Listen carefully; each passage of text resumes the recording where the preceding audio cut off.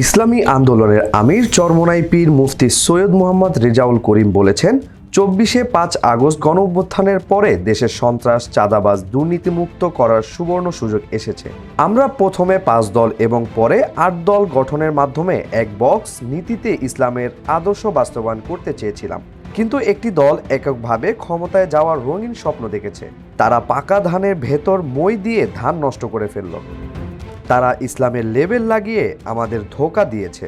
শুক্রবার ২৩ জানুয়ারি ফতুল্লার ফাজেলপুরে হরিহরপাড়া স্কুল মাঠে নারায়ণগঞ্জ ৪ আসনে হাতপাখা প্রতীকের প্রার্থী মুফতি ইসমাইল সিরাজীর নির্বাচনী জনসভায় বক্তব্যে এসব কথা বলেন সৈয়দ মোহাম্মদ রেজাউল করিম। তিনি আরও বলেন, ওই দল গোপনে গোপনে পাশের দেশের সঙ্গে মিটিং করে আমাদের বিশ্বাসে আঘাত করেছে। ইউএফটি ফার্স্টের সাথে ট্রেড করুন যে কোনো জায়গা থেকে। ক্যাম্পাসে ক্লাসের ফাঁকে, ঢাকার জ্যামে বসে কিংবা ঘরে বসে ট্রেডিং এখন হাতের মুঠোয়। তাই ট্রেড করুন যখন খুশি, যেখানে খুশি।